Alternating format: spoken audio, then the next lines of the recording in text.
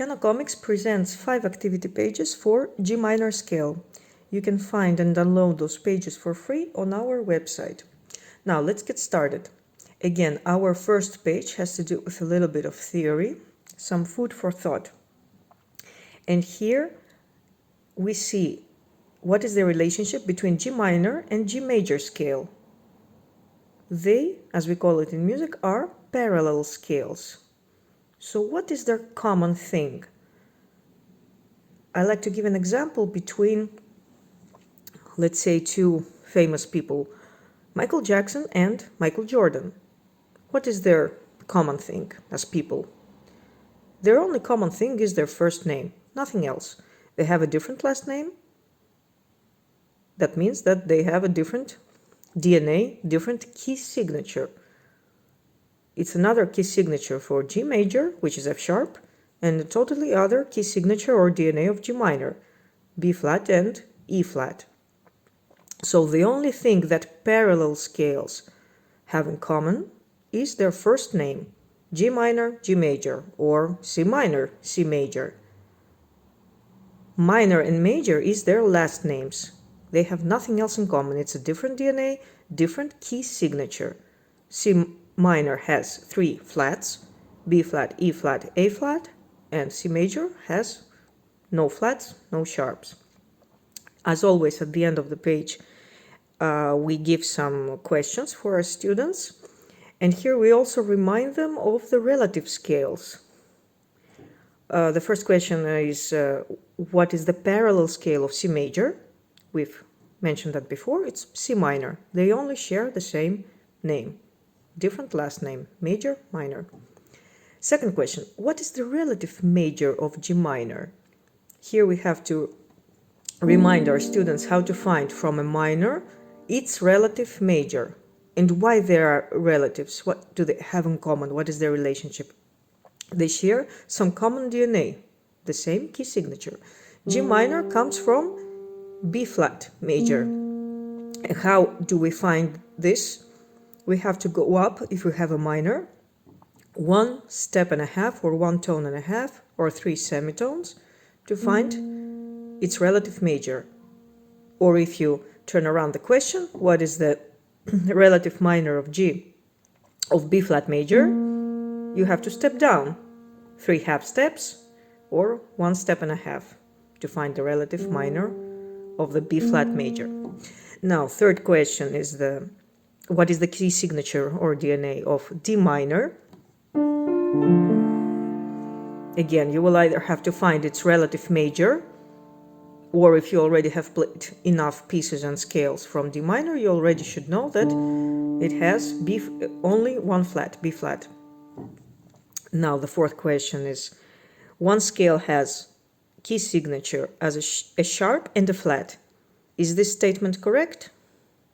Now here you have to again explain, if the student hasn't already understood it by themselves, that one scale, one tonality, one world, home, kingdom, cannot have sharps and flats as key signatures. It's going to be either the one or the other. And now the fifth question is a little bit supplementary to the fourth. Harmonic G minor has F sharp. Is that a key signature? No, of course not, because G minor has B flat and E flat as key signatures. So this F sharp that presents itself on the harmonic G minor is an accidental. It's some cloth that the harmonic minor wears just for the harmonic way, harmonic world. Because on the natural world, on the natural minor, there are no sharps. So this sharp is not a key signature, and it's only lasts for that bar which we place it in. Now let's move on to the second page. Here we again play the scale.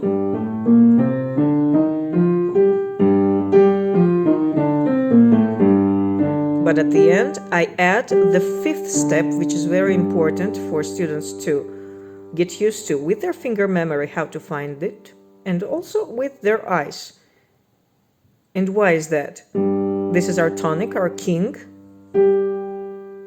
again a king, and in between the fifth step is the dominant, the queen. We pass through the queen. The king passes through the king, looks at the queen, goes back, and then back again. You can play in different ways. I chose this scale, going down, then again up. You can choose whatever movement you'd like. And do the same also for the harmonic style. Again, tonic, dominant, tonic. And the melodic. Going down as a natural, king, queen, king, king, queen, king. This is a very important skill and habit for their fingers and their eyes to get used to, because very often when the pieces will become more complicated and more difficult, this is a very common, this is a very common harmonic movement for any harmony, to go from the first and then to the fifth. Now, third page is a little bit easy, and I give it sometimes to students that are tired or a little bit bored. We all have those days, and we all have those students. So there are no finger turns in this scale, and I only ask them to play all their 5 fingers in a row. And to finish the scale, again on tonic, on the king. Going down the same. And do all this also for the harmonic minor. Here I close my hand, because from my last finger I go to the other edge of my hand. This is also very good reflex. And again for the melodic minor. This is for the students that don't want to do or don't want to think about finger turns or the dominant and some other exercises you may put. Now, the fourth page. Here I introduce transposition, or as I call it sometimes, translation. Let's say we have a phrase, a sentence, and we want to say it, play it in a different language, in a different scale, different tonality. How to do this? With beginners, I start with very simple pieces like 4 to 6 bars, very neighbors as keys, consecutive fingers, one hand position, no finger turns, so that it's all quite easy when I'm gonna have to ask them to move to a different kingdom, to a different scale. Now, in this example, I have in G minor, since this is our scale, this melody. I'm starting from tonic, both hands.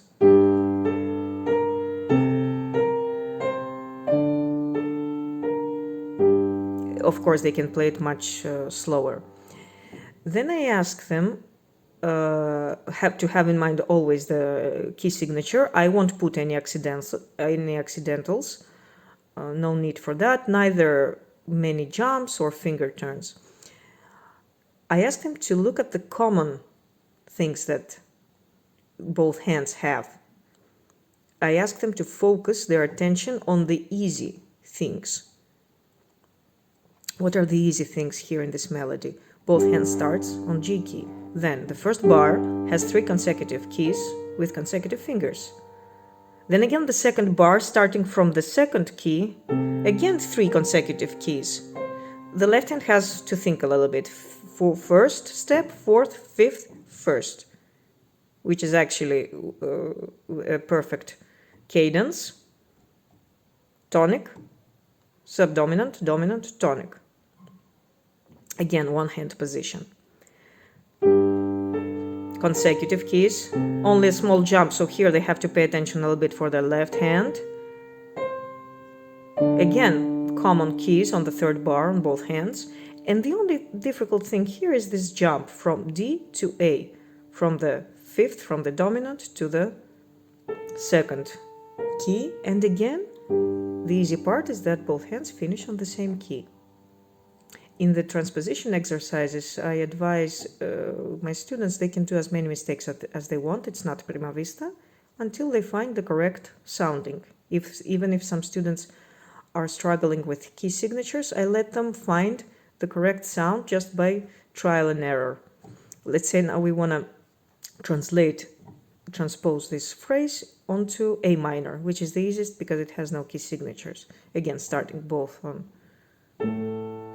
the same keys, consecutive 3 keys. I leave this bar empty on the exercise because I want my students to find it.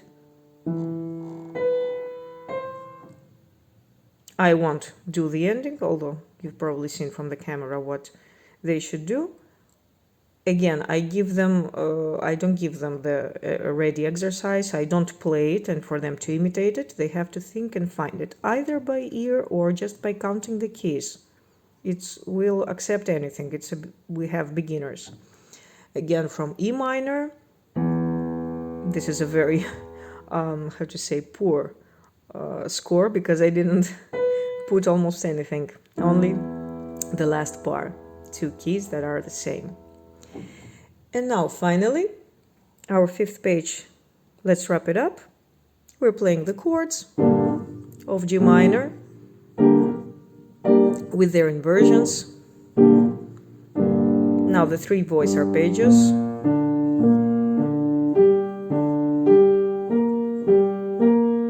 Going down again with the inversions. And if they have a little bit bigger, wider hand, we can ask them to play 4 voice arpeggios.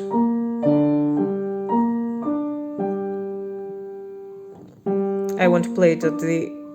okay, I reached it. I'm afraid not to move my stand that holds my mobile to record. And the chromatic scale, either in 1 octave. If you see your students are already getting used to the fingers and are quite, skillful in playing chromatic scales, ask them to play it in 2 octaves, in 3 octaves, in 4. Let them run a little bit. And this is a favorite exercise I like to give to my students. Instead of thinking, giving 3 orders to their mind, G, B flat, D, which is our tonic chord, I ask them to paint in their imagination all G keys on the piano in their favorite color, let's say Aegean blue that we have here in the exercise. B flat, all these keys, this is not black, this is Aegean blue, and all the Ds, again, Aegean blue. And then I only ask them to play blue color, either in chords altogether or in arpeggios.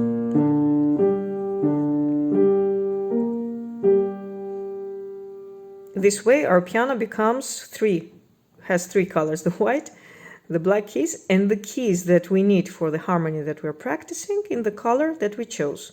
Let's say we choose red color for E minor.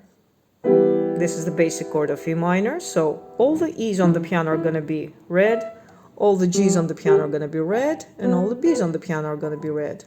So either we play inversions or chords, and you can also ask your students if you see that they already got it and it's easier for them to play like that in colors, the harmonies, you can ask them to play in different octaves and different inversions, whatever inversion they want. The red color, let's say that we baptized the E minor scale. So that's the color trick for our harmonies. Hope you try it. If I've seen it work with a lot of my students that I was seeing as they were playing that they were like as they were counting which keys they're gonna have or even saying them inside their mouth, but I can hear them like D, G, B flat. No, just give them one order. This is all blue. Play only blue. Enjoy your practice and have fun with your scales.